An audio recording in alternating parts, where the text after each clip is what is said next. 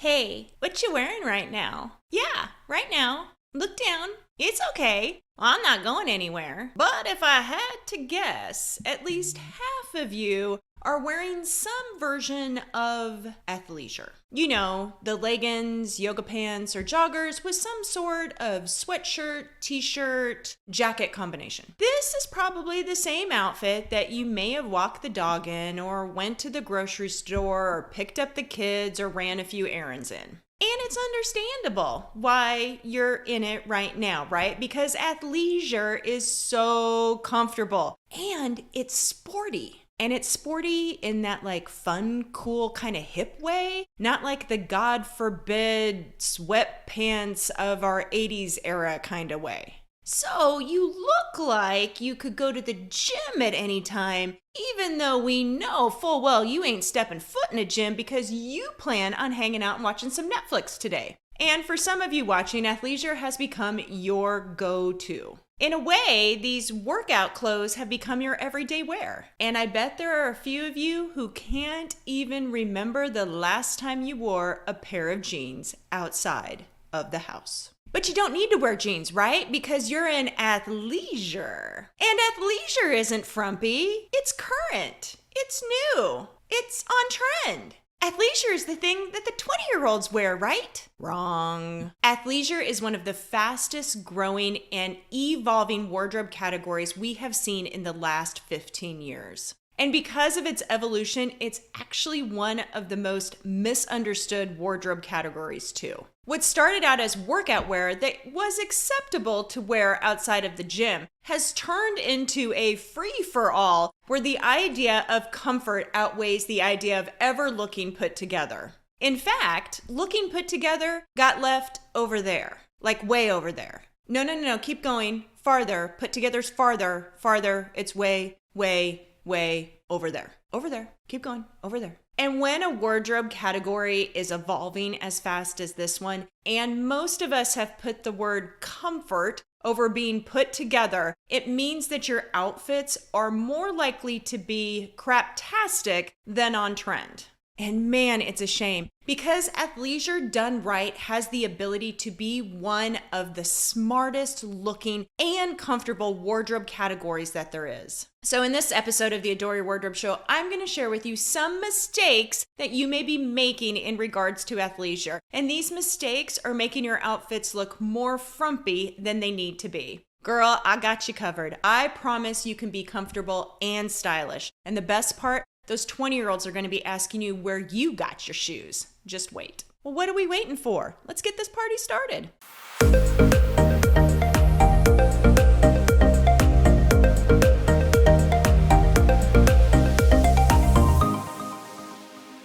Hey everybody, it's Kelly Snyder from Adore Your Wardrobe, and if this is your first episode, I just want to say welcome.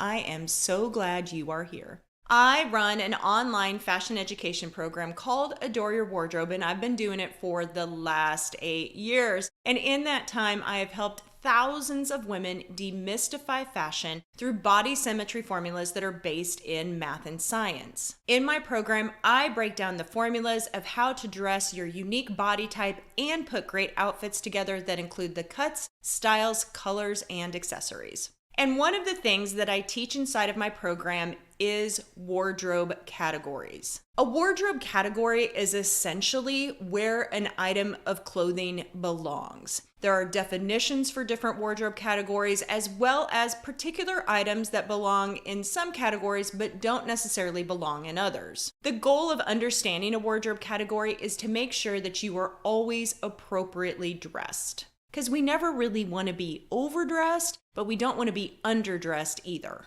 So today I'm going to do a little teaching. I love to teach, and I'm going to break down what athleisure is and what athleisure isn't. Because I want your outfits to always be stylish and comfortable. And more importantly, I want you to avoid Frumpsville because we don't need another person living there. Okay, the first mistake that I see women make is they don't even understand what athleisure is. So I talked about this already, but athleisure is a really confusing wardrobe category.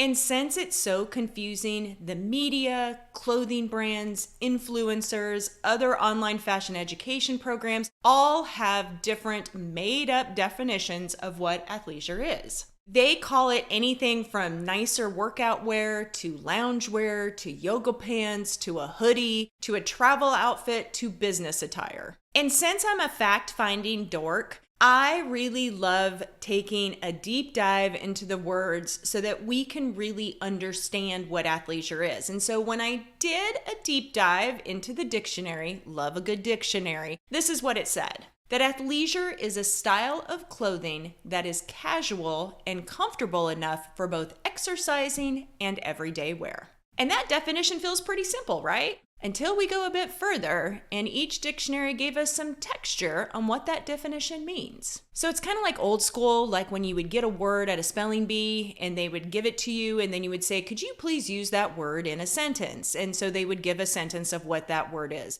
Well, here are the different sentences that each dictionary gave in regards to athleisure. The Oxford Dictionary said, athleisure is perfect for traveling. Cambridge, on the other hand, said, the singer has her own athleisure brand of clothing. Merriam said, it's a fashion buzzword intended to embrace the kind of clothing a woman might wear to work, to the gym, and then out to dinner. And because I was like, well, let's see what AI has to say, I asked ChatGPT, and it said she decided to go for an athleisure look, pairing her stylish leggings with a cozy hoodie and trendy sneakers. Anybody else super confused on what athleisure is by all that texture? I know I am, and it's not surprising that the rest of us are because the texture is all over the board. Seriously, from those definitions, I could pair leggings and a hoodie as my travel outfit and then turn around and wear that same outfit to work and then out to dinner. What the heck? And as I told you before, I'm a dorky fact finder. So I was like, you know what? Since the texture's all over the board, let's even go back in time and see if we can figure out the origins of athleisure to get a better idea of what it is.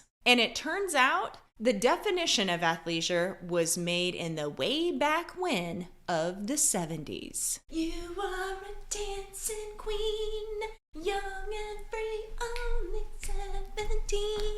We're in the 70s, let's go back in time. So the word athleisure came about in the 70s as a variation of the leisure category of clothing. I'm not making this up. I know you think I am, but I am not. It really did come from the leisure category. And leisure categories have been around for decades. Remember leisure suits? Such a great example. It was a way for a man who was off from his corporate job, his suit and tie job, to look put together on the weekend days. So since athleisure was having a hard time with the definition, I looked up to see what the definition of leisure wear was. And it was defined pretty concretely as informal clothing or outfits you wear when you're not working. Literally, that was the definition over and over and over again. And then taking that a step further, athleisure is basically if leisure wear and athletic had a baby. It's leisure wear with an athletic component. Okay, so since that was kind of confusing and I did a dance routine in the middle, here we are so we're all on the same page. A, leisure wear has been around for decades. B, leisure wear is defined as informal clothing or outfits you wear when you're not working. And athleisure is leisure wear with an athletic component. So since those are the data points, I'm all about the data, I decided I would define athleisure as the following. 1, athleisure has to look put together. So it's an outfit, right? Remember, it was defined as informal, but it was not defined as schluptadink. So there has to be some thought about how to put it together, how to create an actual outfit that is athleisure, all the components. Number 2, it has to be comfortable. Okay, even though leisure wear's definition never said anything about comfort, I really do feel like it was implied, right? Like the texture was like a man in a leisure suit. This was something in his corporate environment with a suit and tie, and now he's on his weekend days time off. He wants to be more comfortable. So again, I do believe that athleisure needs to be comfortable too. Number 3, it is meant for movement. Okay, so this is the athletic component of it. It is meant to have a sportiness look to it so that you can wear it while on the move. And then number 4, it's meant to be seen outside of the house. So athleisure is not the same as loungewear or homeware. Yes, there's a definition for homeware too. Because of the athletic component, it is meant to be seen on the go. It's meant to be seen outside of your house. In review, our definition of athleisure is it looks put together, it's comfortable, it's meant for movement, and it's meant to be seen outside of the house. So now that we're all grounded in what athleisure means, let's move on to the next thing that I see often, and that is women wearing non-athleisure items and pretending that they are athleisure. So since we now have a definition, it's really easy to look at clothes that maybe we think are athleisure and compare them to our definition. And I think this is so helpful because since there isn't a clear, perfect definition of what athleisure is, being able to say, hey, I kind of understand what this is now, and does this item necessarily work with it, helps to create a filter for you so that you are wearing the right items with your athleisure outfits and not the wrong ones. So the first thing that I see women wearing often that isn't athleisure is their workout clothes that they actually sweat in. Okay, so why does this not meet the threshold of athleisure? Because it doesn't look put together. It's not part of a complete outfit. Now you may have in a moment right now, and you may be going, huh? What the heck, Kelly? You just told me athleisure had to have an athletic component to it. I work out in these clothes, girl. These are workout clothes. I am doing my part on whatever number that was. I think it was like number 3 that you had about movement. It is athleisure, right? These are athleisure clothes. I knew this one was going to throw you for a loop because I had just said that athleisure had to have an athletic component. But there is a difference between athletic clothes you sweat in and athletic clothes you use to put an outfit together with. I have an entire drawer filled with clothes I work out in, but I never think of those items as part of a full outfit.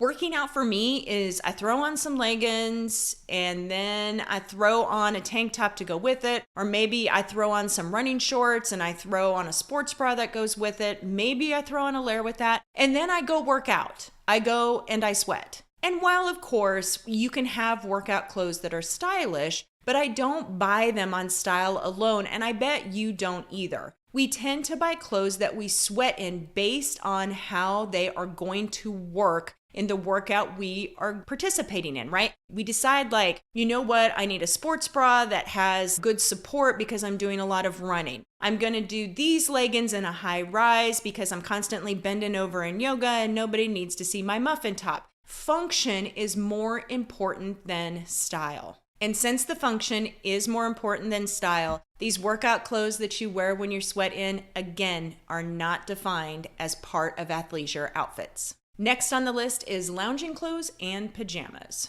Okay, these are your oversized pants or your threadbare but oh so soft sweater that's in 2 sizes too big that you wear while watching television or reading a book. You know, these clothes have their place. They're meant for comfort. They're meant to essentially give you a hug at the end of a really hard week. We tend to put them on, on a Friday night when we just want to open a bottle of wine, pour a glass, and watch our favorite movie. And sure, we might dash to the drugstore in an emergency, but we never buy them, nor do we wear them with the intent of being seen outside of the house. And we sure aren't building an outfit around them. We are putting them on for one reason alone, and that is comfort.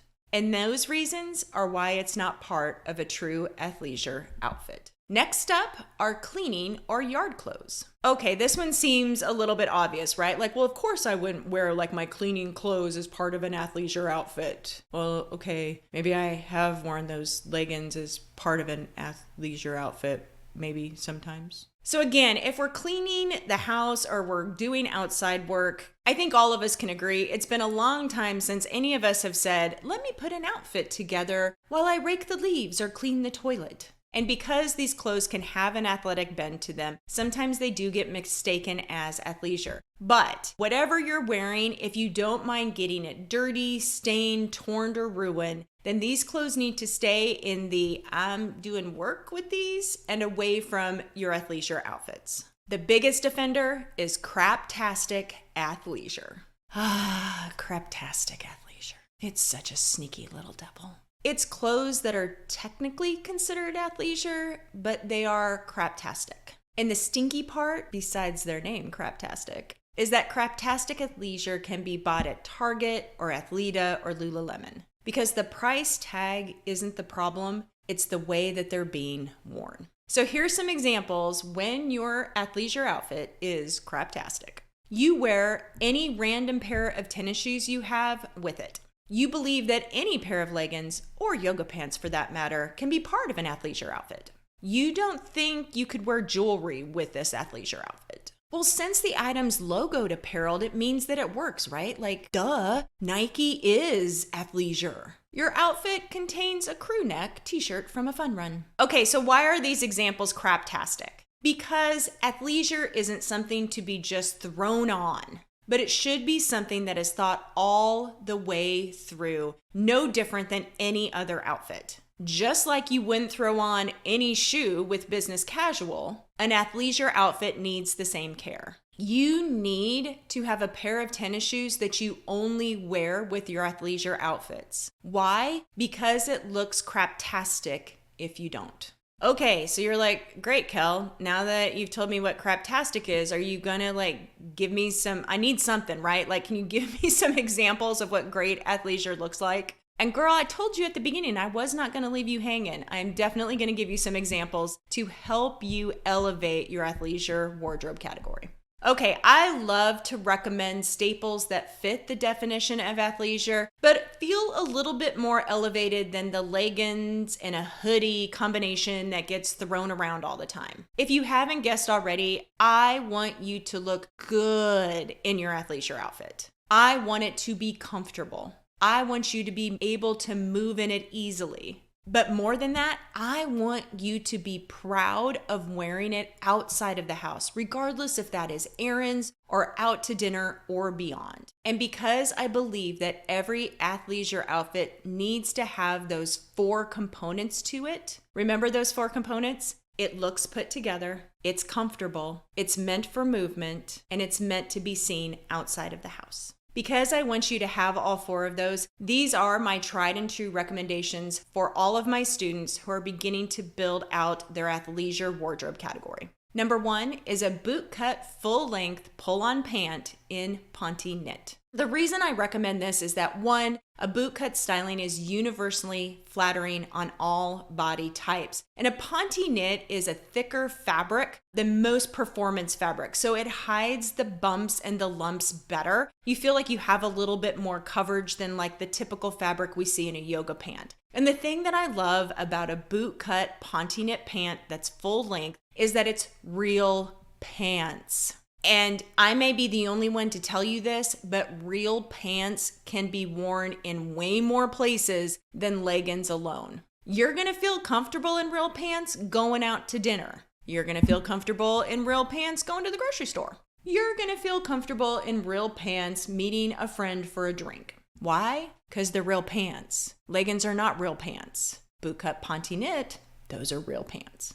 Okay, item number 2 is for my friends in the warmer climates or more for the summer, and that's a slightly above the knee A-line skirt in Ponte knit. So again, A-line is universally flattering on all body types. Having one that is slightly above the knee, I usually say 1 hand, allows you to have an optimal length. And for all the reasons that Ponte knit works so well for pants is the same reason that it works really well for a skirt. Plus, a skirt has built-in shorts. It's like the built-in modesty, right? So it allows you coverage while still being able to be on the go and active. You don't have to worry about any sort of wardrobe malfunction because the shorts, they're built in. Item number 3 is a pair of street sneakers. This one does tend to trip up a few people because they don't understand necessarily what the difference is between a street sneaker and an athletic shoe. So a street sneaker is usually made of leather or suede or has leather or suede details.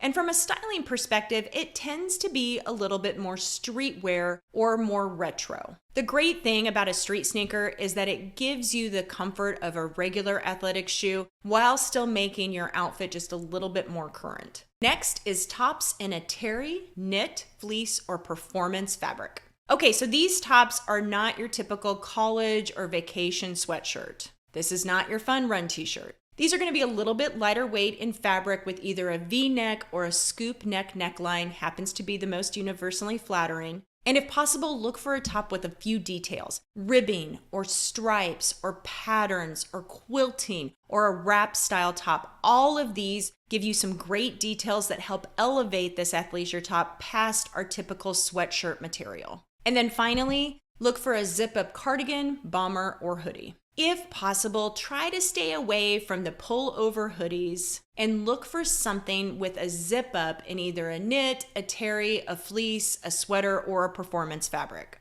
I love a zip-up because it allows you to control your neckline. It allows you to create a faux V in the front, which is more flattering than something that is a crew neck up at the top. Plus, it elevates your outfit. So if you're wearing real pants, don't you need to have a real layer and a real top to go with it? And because I don't want to leave you hanging, the best part of this is that all of the items that I just said, we have created a mini buying guide for you so that you can take the recommendations that we give our students inside of our paid program and you can have access to them. The only thing you need to do is to click below in the caption, click the link, give us your first name and email address, and we will send you the guide instantaneously. And the best part, it's free. Friends, athleisure is not the bottom feeder of the wardrobe category food chain. It has the ability to look as smart as business casual when done right. Plus, it gives us the comfort that we all crave while looking put together. It's such a win-win.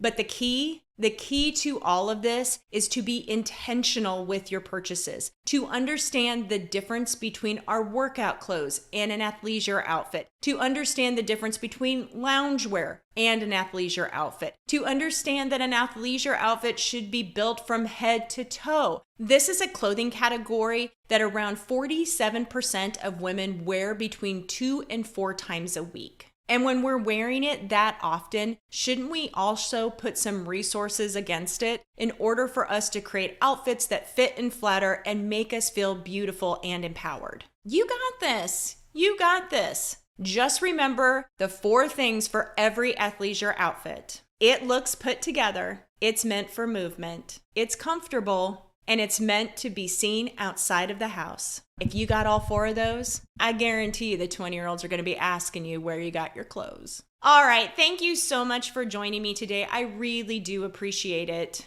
I love being able to tackle some of these confusing clothing categories or the confusing things about fashion and try to break it down in a way that makes sense to everybody. If you like having a very thoughtful, logical way of looking at fashion, I guarantee you will love the other fashion tips and tricks that I give inside of my YouTube channel. So if you have a second, make sure you leave a comment, or subscribe. All right, gang, that's it. Thank you so much. I appreciate it. God bless. Take care. Enjoy the rest of your day. And I'll see you next time on Adore Your Wardrobe.